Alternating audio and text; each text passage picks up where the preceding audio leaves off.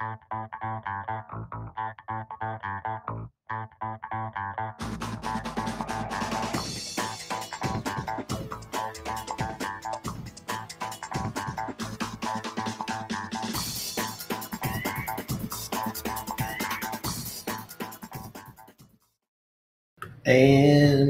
hey there we go. Hey folks, welcome to the 40/40 Men, the baseball podcast that features a fellow who knows a heck of a lot about the sport and, well, someone else. I am that someone else. My name is David Bronfman. I'm your interim co-host. And I guess I am the one that knows a lot about stuff. That's true. That's true. And today's episode. You can't really see that here. Hold on. Let's get that a little closer.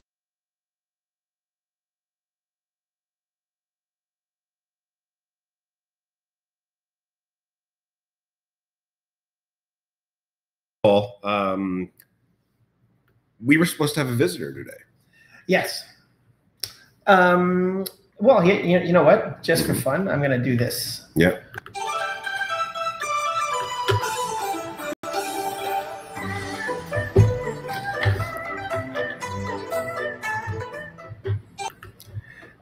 So Jeff actually landed 21 hours ago from China, and he messaged me earlier on today. Said, "Yeah, I'm on it," but I'm pretty sure he's still on Chinese time.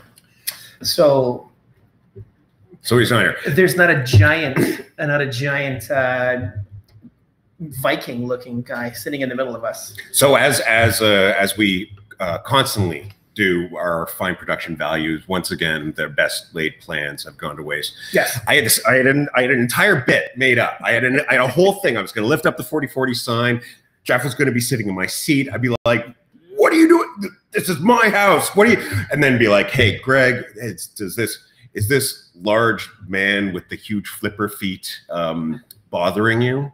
And it was a great bit, but sadly now you're just stuck with the two of us and a woefully unprepared interim co-host, because I just thought I was going to be sitting on the sidelines today. However, I even had a third. I even had like that lower third on the bottom there, but that even said Dave, Jeff, Greg. Oh well, you know what? It was nice. It took me all of 3 seconds to actually slide that over and change the text. Well, look, I mean, we have one more week of me still being interim co-host, and so you're all stuck with me. But no, you're still the host. Yeah. You're only interim for the fact that, like, the amount of time that Cito Gaston was interim. Oh, well, look, I kept the asterisk and the word interim on my contract just so I have an out whenever I want. The cool thing is, well, first of all, second of all, because we already did first of all, but last week I was in Calgary, so we missed the show. But there have been a lot of events since last time that we broadcasted, and boy, oh boy, everything must go. Oh my God! So I want to talk to you about our precious Blue Jays and what that happened, because I guess we're farmers now. Yes. So we're making potatoes. This is the word purge. Okay. We purged. It was I had a girlfriend like, you know, I was gonna say when like a girlfriend gets dumped, they get rid of like old clothes that remind them of the boyfriend, or right. Burn things.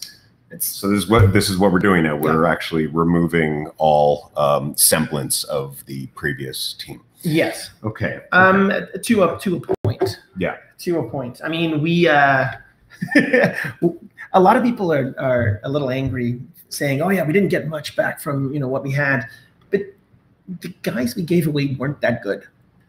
So, with the exception of Jay Happ, who we instantly actually benefited because he made one start. He did very well. Yeah. 6 innings, gave up 1 hit, no runs for the Yankees, and then he got hand, foot, and mouth disease. So he's on the deal.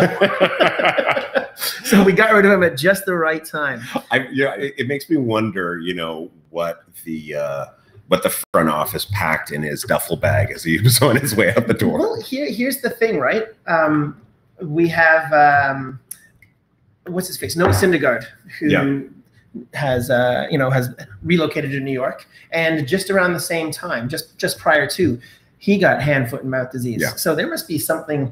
I think New York is diseased. Well, it's brutal because it's not just foot disease. It's not just mouth disease. It's hand and foot and mouth disease. That's 3 times as bad. That's Three times the whole fun. diseases. 3 times the fun. Well, okay, so we've got quite a bit going on, and I wanted to go through this point by point and get a little bit of your opinion, the master baseball man's opinion on this. Oh my God! Oh yeah. Okay, are we going to do this? Do you think You that's know Jeff? what? Do you think that's Go check. Oh, good God! So what I'm going to do is I'm going to sort of handle this for a bit. Well, If it is, that's great. So just for fun, the Jays elimination number, which is kind of hilarious, is all right. No, it's not Jeff. no. It was the neighbors. They wanted to play with my dog. Oh, okay. Sorry, guys. That's all right. This is the thing when you do a live broadcast in an actual household. And and by the way, I just wanted to reflect on the fact that I still have not changed the doorbell from Jingle Christmas. Bells. Yeah. But anyway, the Jays elimination number is 24, Yeah. 36 for the wild card, and we'll put it in reference. San Diego, their elimination number is 31, and San Diego is in last place in the National League. The Jays are sitting in the middle of the pack. In the American League. Parity between. Yes. Yeah. By the way, if you're a betting man. I was actually going to look at that, and I completely forgot. Well, I hope you've held on to your money, because last time we had this discussion, the Jays were 2,500 to 1, and now $10. Now, if you put your plunk your $10 down, now it's 4,000 to 1. So it's time to buy, investors. It's time to buy. The magic number. That's to win the World Series. 40-40. Yeah. Oh, perfect. Well, I think that there's a chance. We're not the lowest. I think Vegas odds top out for these sorts of things at 4,999 to 1. So we still have a chance. Well, so I mean, we don't, but we still do. Mathematically, we still do. Yes. Because think about this. Okay, just for fun, Oakland, in the middle of June, was sitting in 4th place in the National League West, and everyone was talking about how Houston and Seattle were going to run away with it. Oakland got swept by the Astros, and they were 11.5 games back, sitting in 4th place in June 15th. After being swept, they've gone 29-10. They are now only 4 games behind. Yeah. The Astros. They are sitting in the second wild card spot, and we actually helped them out because we had a 4-game series with Seattle. Took 3 of the first, the first 3, and then we lost the 4th one. But that instantly changed, and now they are 2.5 games above Seattle. So they've snatched the last spot. Well, if Oakland can do it, I can't see why we. If Oakland can do it with aging pitchers, we can do it with guys who've never really pitched in the majors. Right. Speaking of, yes, so we've got MLB Pipeline now has us as the 5th best farm team in the league. So after the Padres, Braves, White Sox, and Rays. So we've amassed quite a potential supporting staff for Vladimir Guerrero Jr.'s future Blue Jays. Also a reminder that our first-round draft pick, Jordan Groshans, is doing incredibly well right now. Okay, I want to go over like each of these trades that happen, and I want to get your opinion on these things. Okay? Is this going to be like the Soren Weiss report? I'll give it a 5. What's your opinion? Okay, what do you think of this? Thumbs up. Yeah. Gold star. Feel free to be as... The Iran-Contra affair. Oh, I love it. I'm all for it. I'm all for it. So we got traded Sang-Won Oh to the Rockies for some minor leaguers. Yes. We got, let me see here. Hold on, I had this written down. Who we got for him. Oh, yeah, it's on this one. I thought to write it down, but then I didn't. No, I've got it right here. Got it right here. Yes. Okay, so we got Chad Spanberger and Forrest Wall for Sang-Won Oh. Yeah. Sang-Won Oh did okay. Like, he wasn't lights out or anything like that, which I find kind of odd. I mean, the Rockies are in the hunt, and they're getting someone who gives up a lot of fly balls, and they play a mile above sea level. So that means that ball is going to fly even further. Wow. And we got back a couple of pitchers in the deal. Now, one of the big things about our minor league system is we've got infielders out the yin, infielders and catchers out the yin yang. So, I mean, you've got Vladdy at third base. You've got Bo Bichette, who's middle infield, second short. You've got Kevin Biggio, who this guy is hitting amazing right now. His fielding is coming along, but he's a middle infielder. Casey Clemens, same deal with him. He's coming along. These guys are all middle infielders / outfielders, and we've only got a couple of pitchers coming up the pipeline. So to get some pitchers back for giving away someone who was okay, I'm fine with that. All right, so I'm giving that a B+. B+. So the big one next was J.A. Happ for Brandon Drury, who is already hitting a fine 154 for us, and also Billy McKinney, who's 23 years old and often smells of fresh strawberries. Okay. So what do you think of that one? Well, here's one of my favorite little bits about that. Brandon Drury has already started playing. Yeah. And he, as a kid, as a 14-year-old in Oregon, he went to a baseball camp that was mentored by Troy Tulowitzki. So he's now actually officially back with his mentor because he went on the DL today. So not only is he with his mentor, from learning as a kid, but he's actually in the exact same spot on the with a fracture in a hand. So I don't know exactly how bad it is. It said a small fracture, but yes, he's literally sitting with his mentor right now, healing. Yeah, getting ready for next year. Yeah. Oh yeah, like it's gone. Yeah. Wow. Okay. Well. What a great return, but hopefully a future return. That's the thing, is a lot of people were despondent based on the fact that they think that we traded J.A. Happ later than that. And you have to also figure out that, yeah, sure, we wanted to probably trade him earlier to get a little more from him, but some teams are waiting to see what was going to happen. So a lot of people have to get that out of their head that, oh, you should have got rid of him earlier. You should have got rid of him then. You should have got rid of him. They probably tried. They probably tried. Like, there's two things. It's not like we can just go, here, take him, and then we'll take whatever we can get back from you. The other side has to agree with it. So, well, before I go on with the rest of the trades, I need to understand something. Like, from my basketball perspective. Okay. If you retain a player till the end of their contract, there are incentives to re-sign the player. Like, that player can make more money conceivably if they re-sign with you than if they were to sign in free agency with another team. There are bird rights. There are other sorts of things that incentivize a team to hold on and not do a fire sale when a player is ending their contract. Does anything like that exist in baseball? Like, we got rid of all these players, but if we'd held on to them, could we have given them more money?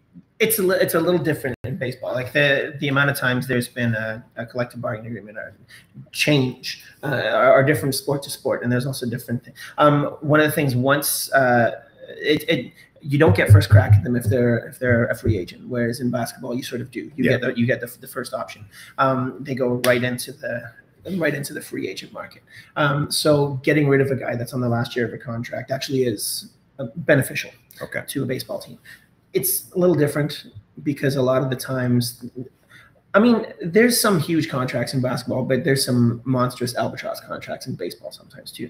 Whereas because the field to choose from is immense.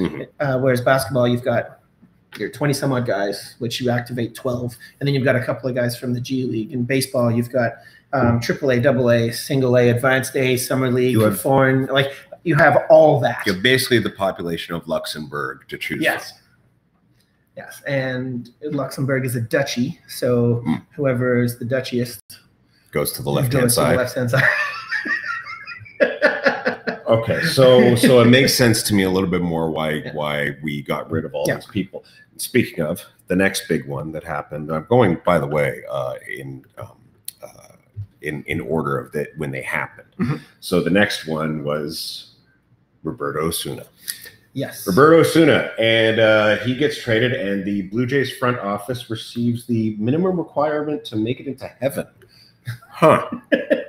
Actually, no, they got Hector Perez, decent, Ken Giles, decent, and David Paulino. Astros said that the Astros, after having a zero tolerance policy, said that they felt he deserved a second chance. So the zero tolerance policy over at the Houston Astros is now Beat your partner once. Shame on you. Beat your partner again. Yeah. So I'm gonna throw this into the bench on the bench. Okay.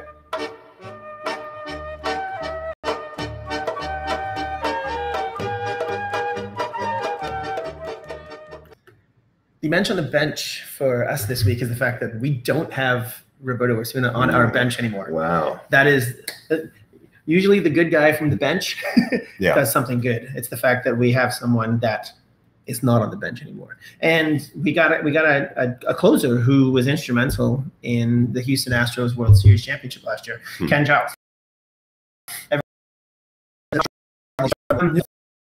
Who hits themselves over someone who hits someone else. Yeah. Once again, innocent until proven guilty, but come on.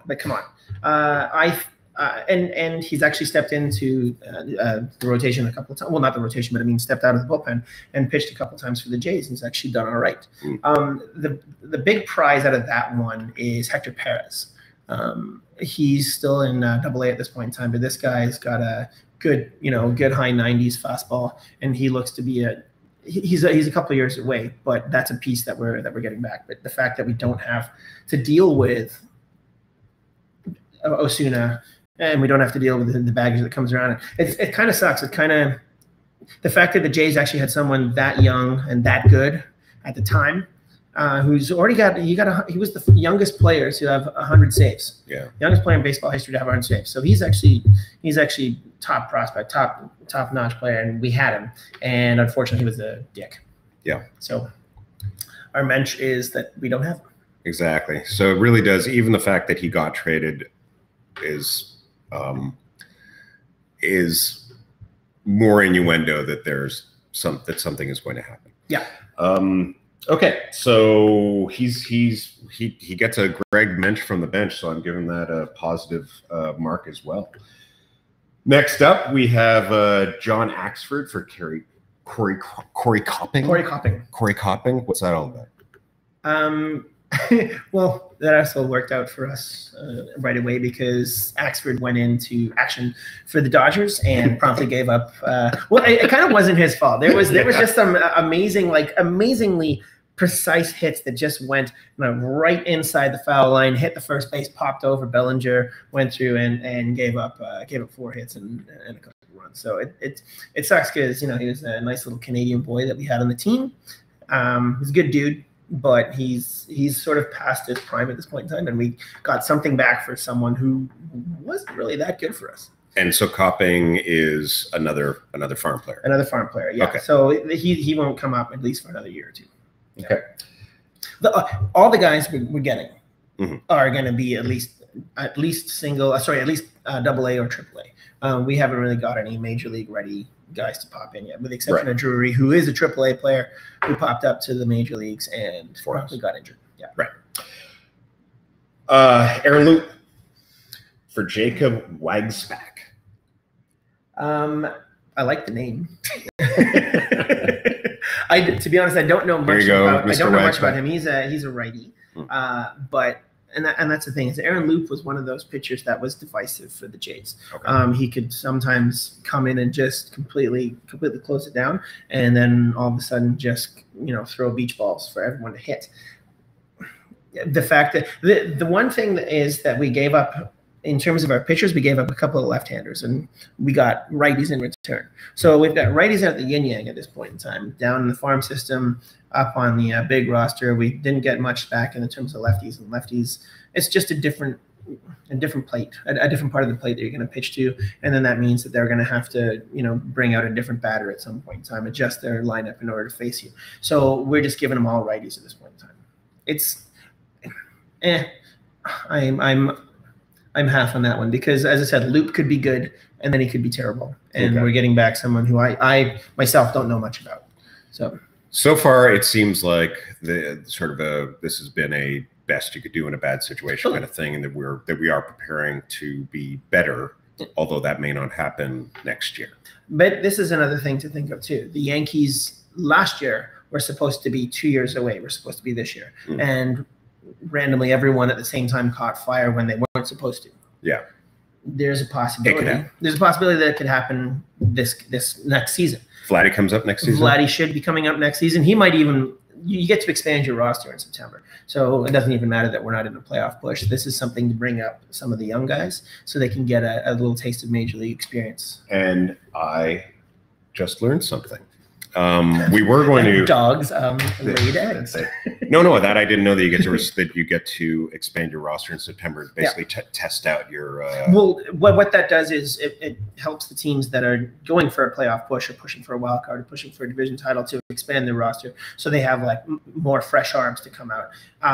For the teams that are in our position and AKA Kansas City, Baltimore, Tampa Bay, Minnesota, pretty much everyone that isn't in the top 3 in the American League West and the top 2 in the American League East. They just get to start trying out some AAA guys. That gives them some real major league experience and seeing maybe shake the nerves out for brand new players and stuff like that. Yeah. Well, that's pretty cool. And then here's one. We sold Gio Urshela to the Yankees for 5 black and white cookies and the rights to ask Brian Cashman's daughter the prom. I mean, the guy played, I think, 20 games for us. Right. And he was hitting, I think average-wise, he wasn't doing horrific. But yeah, no, that's just, we got cash back. Right. And also apparently 5 wagon wheels for parody with the 5 black and white cookies. Ooh. It's a New York, Toronto joke. If you're not from there, you won't get it. Unless you watch Seinfeld.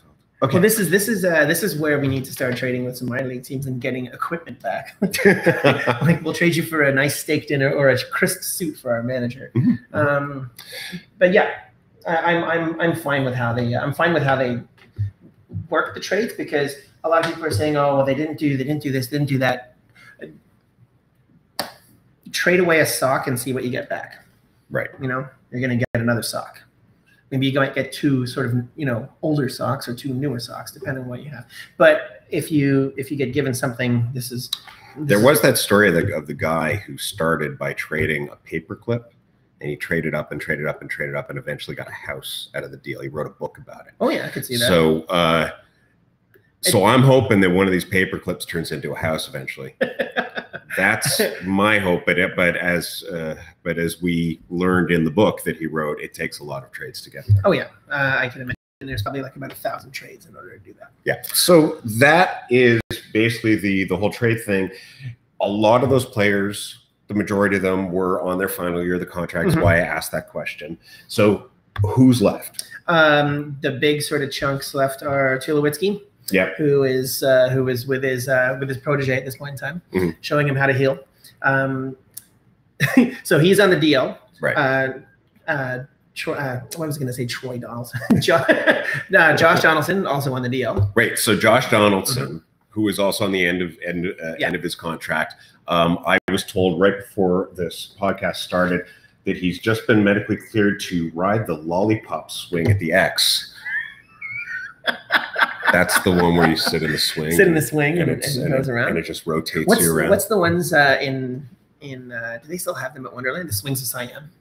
It's exactly that. It's exactly the Swings of Siam, but it's the lollipop. Come on, people, go to the X. It's fantastic. I hate the X. Really? Oh my God, I hate the X. Well, okay, this is based on going to the X as a little kid. I don't mind playing the games, and I honestly don't mind like the fun houses that are in there, which are essentially just some kind of shitty trailer that they've pulled up, and there's stuff that's been hanging in there from 30 years ago that just drags on you. It's like, ooh. But every year, whatever, yeah. But every year at the X, there's like this amazing food challenge, like how fast do you want to get type 2 diabetes? Like this year's deep fried thumbtacks. There's always something. It was the Cronuts. Yeah, it was like what was that? That was the one with the burger that was in between 2 donuts or something like that. Yeah, that was the Cronut. But I don't mind the games. The games are fun because I'm pretty sure that no one still won that Def Leppard Pyromania mirror, from that Shoot the Star Out game. Yeah. But it's still there. It's still there. and one of these days, I'll have it on. Come on, you gotta go. You gotta do the love tester, see how strong your love is. Yeah. You have to embarrass yourself on the with the hammer and the bell. Oh, I'm pathetic for that. I have no upper body strength. I thought I was going to be really good. No, it's literally just gravity doing this. Once I got the hammer up, boom, and then. Yeah. it was, yeah, I thought, because everybody was dinging the bell before me, and I went, oh, yeah. I mean, it's like, lame grip. No, well, one of the reasons I hate the X is I like the rides to be designed by an architect, I guess that's the way to put it. Because when you go to Wonderland, they're cemented in, you know, there's structures. Yeah. You can see that there was some thought that went into that. And I remember as a kid, just moving from South Africa, we went to the X, and there was this crappy orange roller coaster that was, you know, 2 loops and was called the Doppel Looper.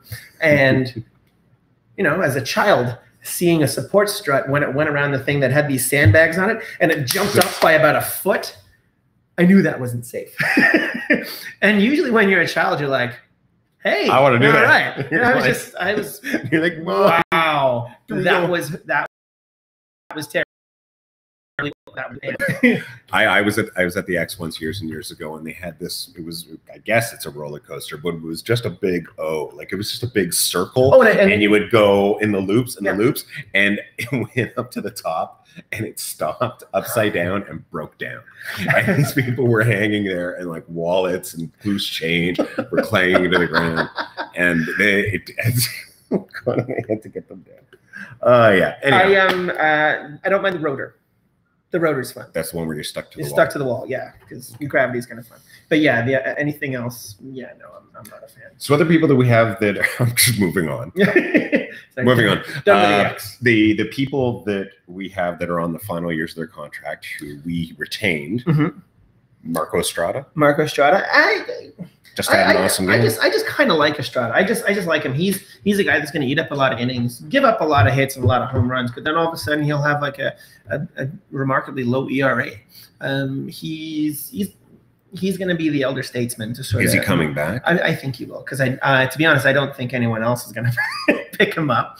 And he's got some roots here now. Been here for a few years.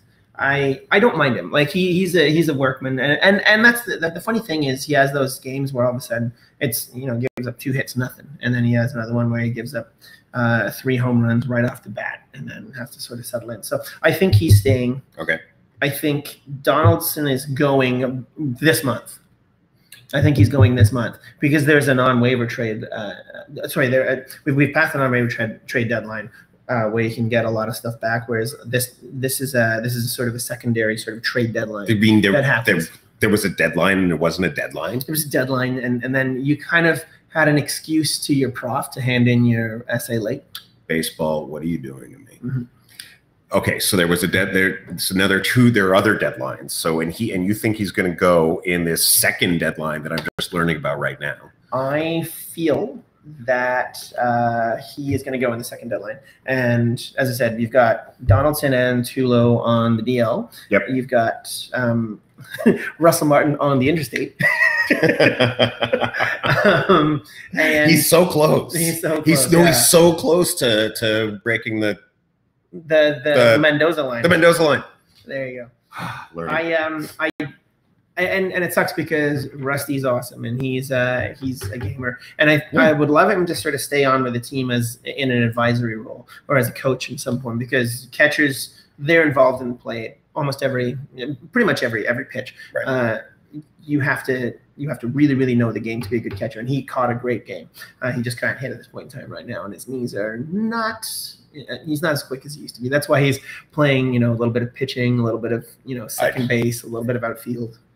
Anybody's knees doing that day in, day out. It's just, it's not something that a human being should really be forced to do. No. We've got on the last year of his contract, Curtis Granderson, who is the recent winner of the Blue Jays Heart and Hustle Award. Everybody likes Curtis Granderson. That's the good guy of the team, and he's actually, what's the best way to put it? He's been economical. Like for what we paid for him, what we're getting back, I like him. I would love to see him sort of stay, but I have a feeling he's going to go on to richer pastures. He's 37 years old. Yeah, he's going to sign with a team that's literally looking for that extra guy off the bench that they almost made the playoffs this year, or they made the playoffs and just needed that extra little belt. So, do you know if he's ever won a World Series? Oh, yeah, with the Yankees. Oh, okay. Yeah. And I like the Heart and Hustle Award. Yeah. I played house league hockey when I was a kid, and and I was goalie mostly, and I was not especially good. A couple of years I was okay, but so there was a year where I knew, oh my God. Okay, so I was not goalie this year because I moved to defense because I was actually not very good as a goalie. But there was a year that I couldn't. Dropping truth bombs at the 40-40 man. It was a horrible childhood. So I knew that I was definitely not going to win the MVP for my team. I was not going to win most improved player that year. But there was most sportsmanlike player, and it was in the mix. And so I decided in like the last 2 games to just start cheering my ass off in the stands. Go guys, go you person, I don't know your name. Come on, great moving of the pucks. And I got it. I got that medallion, most sportsmanlike player, totally at the last minute. Totally worth it. Totally at the last. I was a disgruntled defenseman who was just sitting there in the box all the time and just decided my only goal this season is to get that medallion, and just cheered and told people that I believed in them when I really didn't. Ooh, truth bombs. Okay, sneaky. so that's Curtis Granderson for you. That's what I think he did this year. Actually, he knew he wasn't going to win. He came in with a couple of game-winning drives. No. He knew he wasn't going to win any special award, and so like me, he followed my example and just cheered his ass off. And good for you, Curtis Granderson. You could sell that award or hawk it for I don't know, probably a couple. Just keep your pawn ticket once you send that off. Okay, so we kept Tyler Clippard. Yes.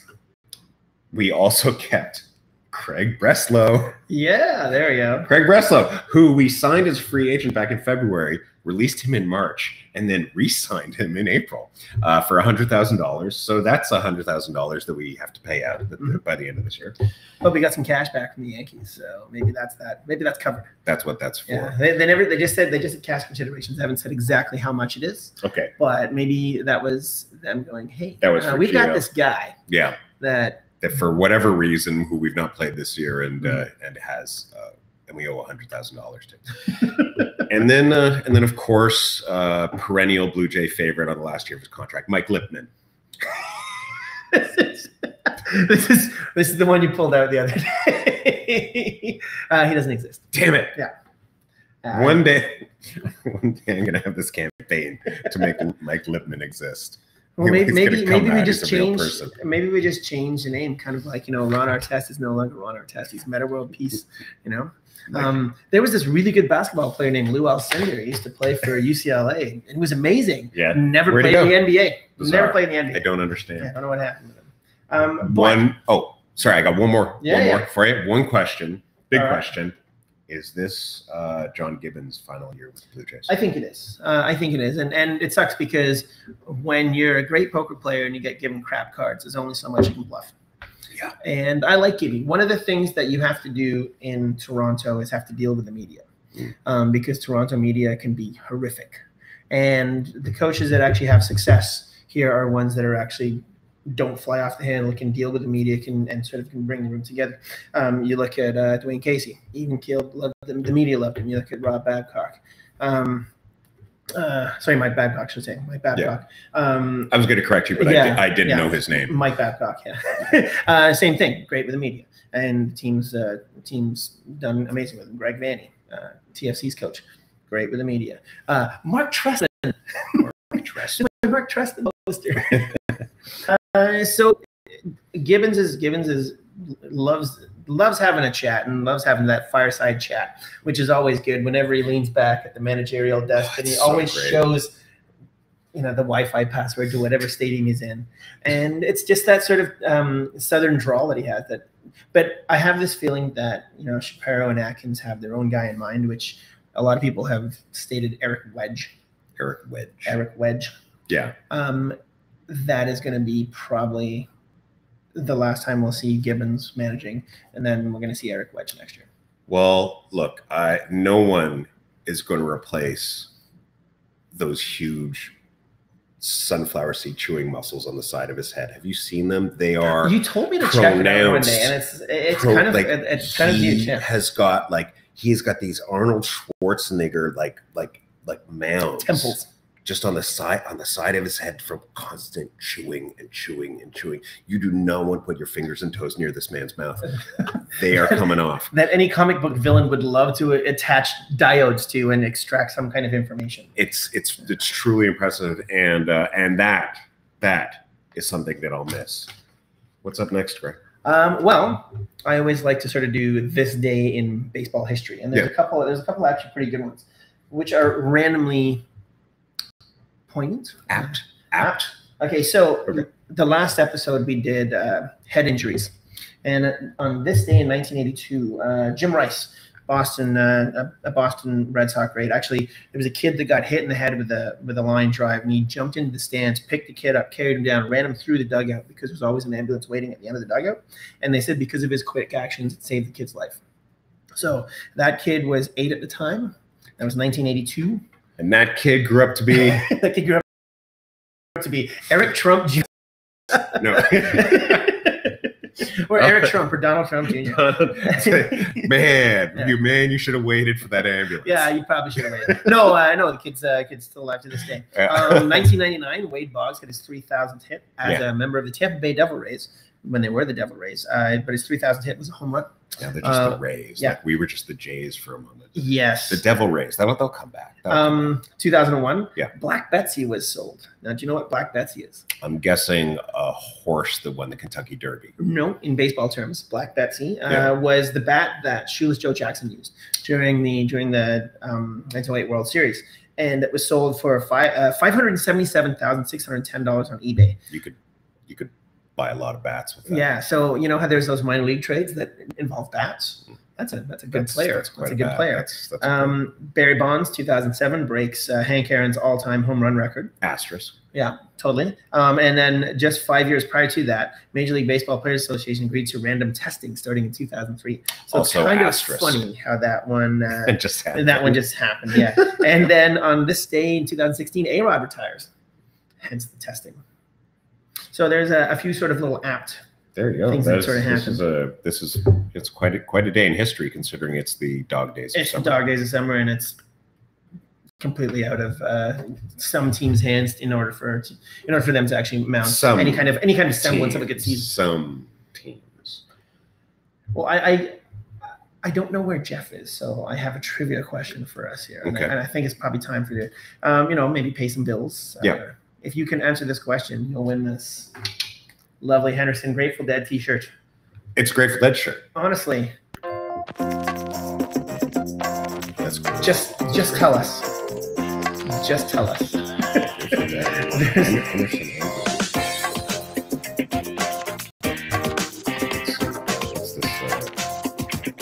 What's this trivia question? Where was Jeff? Oh, I know the answer. I already have a Henderson. You already have it. But you can answer anything. You can say Earth.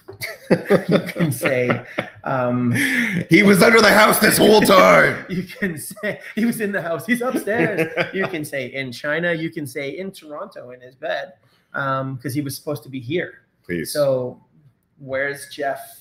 Where's Jeff? I will repeat said question. Where's Jeff? Where's Jeff? Or Lovely, drowning in shirts over here. Nice little Henderson jersey. You can get back to us on the 4040 Men Twitter page, 4040 Men Facebook site, Dave Brumpen's Facebook site, Greg Howard's Facebook site, anything. YouTube. Answer the question. Send a pigeon. The shirt has been pre-rolled into potato gun form, so you can shoot it at will. Exactly. So I think I think someone's getting this shirt this week. Yeah. Except for the fact that our main feed right now is subject to like pre-recording and not live. Don't worry, I'll get that up. I'll get that up. All right, well, folks, Greg, I think we put in some decent minutes here. I'm fine with that. Yeah. We've got Boston for 3 starting tonight. Right. Stroman and Drew Pomeranz, aka Scubs Pomeranz, on the mound, and that is already going on. And then we've got Tampa for 3 after that. So it could be a long week because we don't seem to do well against Boston, and especially in the on fire, and we don't seem to do well against Tampa. Well, yes. At least Tampa's up here though, so that's a bonus because we never do well in Tampa. Okay. So that's great. Well, that was pretty good. Sorry Jeff couldn't make it, but you were stuck with me. I hope you guys enjoyed it. And until next week, my name is David Bronfman. And I'm Greg. And please, folks, stay safe. The 40/40 Men are David Bronfman and Greg Howard. Produced by Greg Howard. Sponsored by Henderson Brewing Company. Oh, Henderson. Filmed in Toronto using something I can't read it. With the help of other